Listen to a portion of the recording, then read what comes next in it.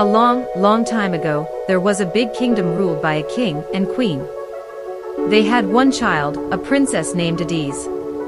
Adise was a lovely young lady, with skin as smooth as cocoa butter, and eyes that shone like black diamonds.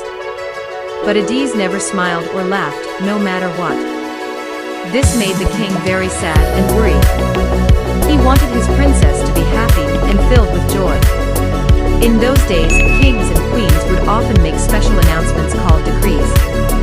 The king decided to make a big decree about Princess Adise. He called all his advisors and important people to the throne room one sunny morning. "My friends," the king announced in a loud voice, "I am worried about my daughter, the princess. She never laughs or even smiles. A child's laughter is like sweet music to my ears, but I never hear it from Adise." The advisors nodded sadly, for they too had noticed the princess's seriousness. "What shall we do, your majesty?" they asked. "I am making a new decree," proclaimed the king. "Any prince from any kingdom who can make Princess Adise laugh will be allowed to marry her, and become the next king of our lands." The advisors gasped at this surprising decree. They could hardly imagine any prince being able to make the solemn princess laugh. Word of the decree soon spread far and wide across the kingdoms. Before long, princes from near and far began arriving at the palace gates. They came on horses and camels, in grand carriages or even by foot. All sought the opportunity to marry the princess and inherit the kingdom. Each prince put on an elaborate show, trying their best joke, dance or trick to make Princess Adise laugh. Jesters twisted themselves into odd shapes and told funny stories with ridiculous voices. Acrobats tumbled and leapt through the air. Dancers shook and shimmied with feathers and masks. Yet through it all, Princess Adise's expression never changed. She watched stone-faced, not even cracking a single smile at the most hilarious or daring performances. After a few weeks, the princes began slinking away disappointed and embarrassed at having failed. Who could possibly make this humorless princess laugh? Just when it seemed all hope was lost, a new prince arrived at the palace one sunny afternoon. His name was Prince Ekin, and he hailed from a distant land. Astride a proud stallion, Ekin was a striking figure, tall with smooth brown skin, a chiseled jaw, and eyes that twinkled with mischief. "I have heard of the king's decree," Ekin announced boldly, "and I vow to be the one who finally makes the princess laugh." The king's advisors raised their eyebrows skeptically. This young prince seemed confident, but they had seen the efforts of many failed princes before him. Still, Prince Ekin was given a chance to try his luck. He was shown to a palace courtyard where Princess Adise sat watching from a balcony above. Ekin wasted no time launching into his comedic routine. He juggled scarves and fruit, tossed them high into the air before catching them behind his back. He danced a silly jig, shaking his head and sticking out his tongue. He even dressed in a silly costume as a court jester, telling jokes in buzzing voices and making his face look hilariously distorted. But just like the princes before, Ekin's efforts had no effect. Princess Adise remained unmoved and didn't so much as crack a smile at his antics. Refusing to accept defeat, Prince Ekin decided to take a different approach. Even though his first attempts failed, Prince Ekin was not ready to give up. He wanted more than anything to be the one who made the serious Princess Adise laugh. Ekin started closely watching Adise, trying to learn about her likes and dislikes. He noticed that while she ignored the foolish entertainers, Adise's face brightened whenever the playful little monkeys from the palace gardens came around. "Aha!" Ekin said to himself. "The princess seems to enjoy those funny monkeys. Perhaps I can make her laugh by acting like a monkey myself." Ekin spent the next few days masterfully creating a realistic monkey costume. He used soft brown fur fabric and stuffed it to make his body look furry all over. He even fashioned a long bendy tail and a mask with monkey ears. When his outfit was complete, Ekin snuck out to the palace gardens where the real monkeys lived, swinging from the branches and trees. Adise was sitting on a balcony overhead, as usual wearing a glum expression. Suddenly, Ekin leapt out from behind a bush, fully decked out in his monkey costume. He started screeching and hollering like a monkey, scratching his armpits and belly with his monkey arms. He bounded across the grass on all fours, chasing after the real monkeys. At first, Adiz didn't react much, merely raising an eyebrow at the bizarre sight of the monkey prince. But then Ekin really started hamming it up, swinging from vine to vine, and picking pretend bugs out of his fur to eat. That's when Adiz's stoic face finally cracked. She covered her mouth, but Ekin could see her shoulders shaking as if suppressing laughter. He was onto something. Encouraged, Ekin took his monkey act even further. He grabbed a servant boy and started grooming him like a monkey would, running his hands through the poor boy's hair and picking at his clothes looking for pretend fleas.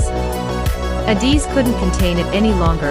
She threw her head back and guffawed loudly. The peals of laughter echoed through the palace gardens as the princess slapped her knee, finding Ekin's ridiculous monkey routine utterly hysterical. Other servants and advisors rushed over to see what was happening. There was Princess Adiz, the solemn girl who never laughed, grasping her belly and guffawing fit to burst. The king himself came running at the commotion.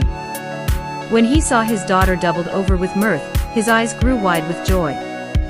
Finally, his decree had been fulfilled. This strange monkey prince had accomplished what no other could. "You did it, sir," the king exclaimed, grasping Ekin's arm. "You have made my daughter laugh. What is your name?" Ekin pulled off his monkey mask, revealing his cheerful grinning face. "I am Prince Ekin, your majesty. And I am delighted to have brought laughter to the princess." From that day forward, the king declared that Ekin would marry Adiz, and eventually inherit the kingdom. The once gloomy princess was now freed from her self-imposed seriousness, giggling and chuckling thanks to her new husband's playful spirit. Ekin continued employing his clever monkey ways to keep Adiz smiling and joyful. For he knew that laughter could cure even the heaviest of hearts. After making Princess Adiz finally laugh with his silly monkey routine, Prince Ekin was praised as a hero in the kingdom. King Okon was overjoyed that someone had broken through his daughter's serious shell. "You have brought joy to my heart and the kingdom with your humor," King Okon told Ekin. "In keeping with my royal decree, you shall marry my daughter Adiz."